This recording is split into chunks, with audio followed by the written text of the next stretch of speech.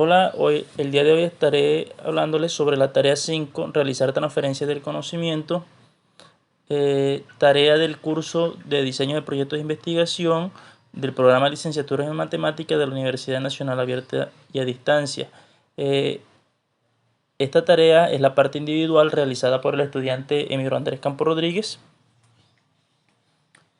Entonces, como introducción del trabajo, tenemos que el presente trabajo es la actividad final del curso de diseño de proyectos de investigación y está dividido en dos partes, una parte individual y una parte colaborativa, donde en ambas se usan se usa los diseños experimentales y no experimentales a través de ejercicios prácticos y su conceptualización. Como objetivo general de esta actividad tenemos reconocer los diferentes tipos de diseños de proyectos de investigación e identificar sus características y usos. Y como objetivo específico tenemos relacionar los diseños de proyectos de investigación.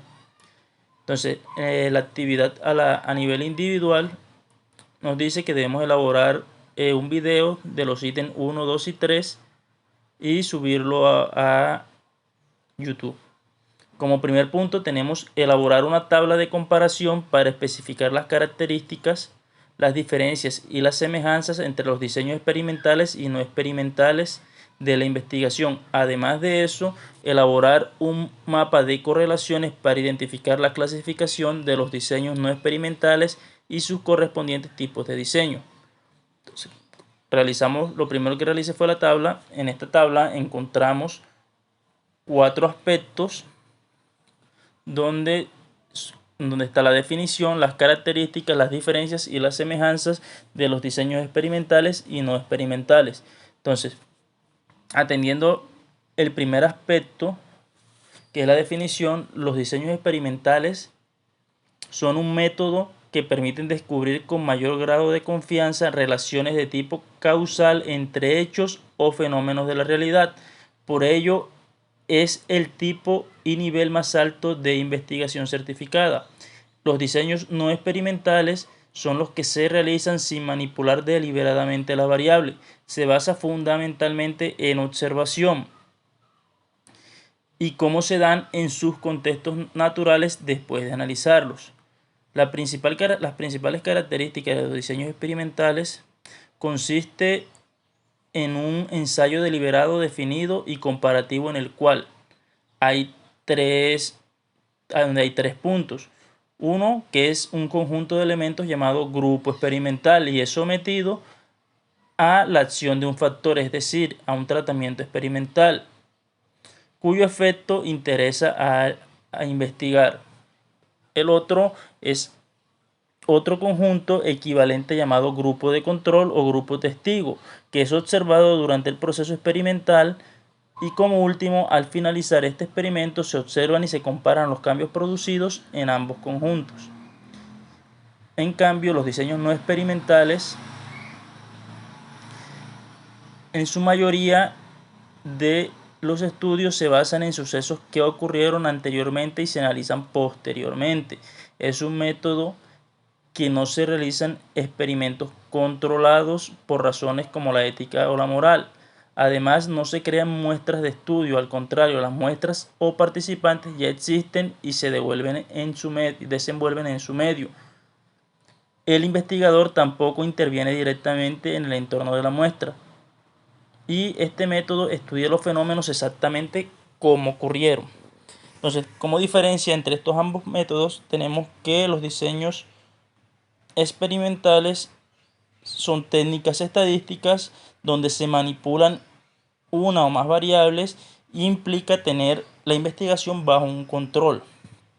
Y los no experimentales es un estudio sistemático y empírico de una situación donde solo se observa el fenómeno en su ambiente natural y no se manipulan las variables. Tenemos que como semejanza dentro de los campos de acción en los que convergen con la no experimental está la psicología. Entonces, el presente es el mapa de correlaciones donde se subdivide el diseño experimental en transversal y longitudinal. y el transversal tiene una subdivisión en descriptivo y correlacional. El descriptivo, como su palabra lo indica, se refiere a una descripción de qué, de lo que se observa. Y el correlacional es el que se encarga de explicar las razones y relaciones que existen entre las variables en un tiempo determinado. Los longitudinales se subdividen en de tendencia, de evolución y de panel.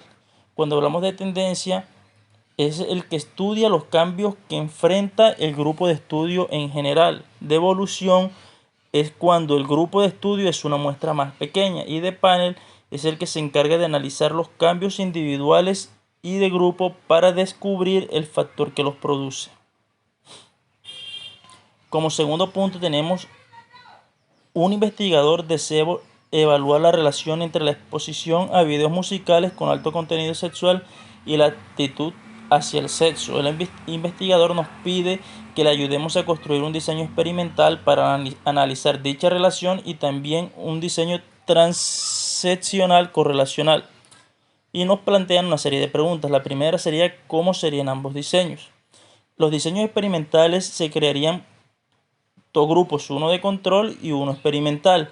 El experimental pues se expondría a videos musicales con un contenido sexual y los otros sin un contenido sexual. El diseño transaccional correlacional se tomaría una muestra al azar, comparando la actitud frente al sexo con la frecuencia y el tipo de videos musicales que ellos ven. La pregunta B nos dice qué actividades se desarrollan en cada caso. Dentro de las actividades que podríamos en el diseño experimental desarrollar son la exposición a videos, la aplicación de encuestas, la comparación entre grupos y el análisis de resultados. Y en el diseño transaccional correlacional, solo la aplicación de encuestas y análisis de resultados.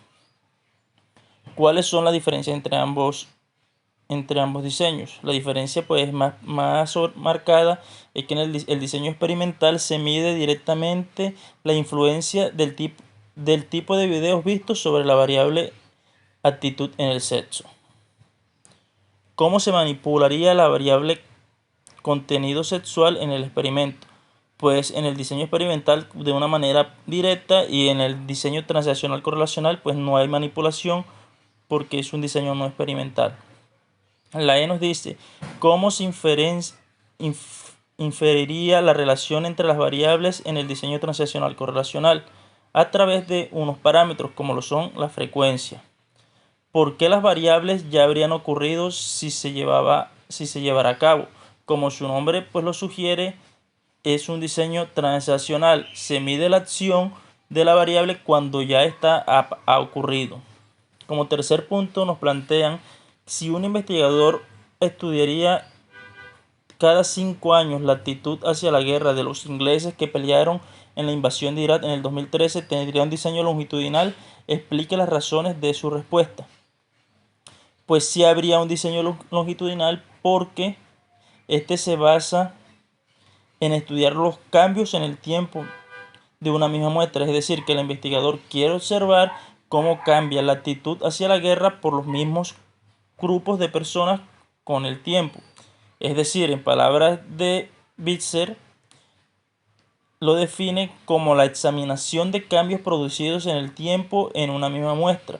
Además, agrega que se busca verificar diferencias interindividuales a través de los cambios interindividuales. Fue un gusto.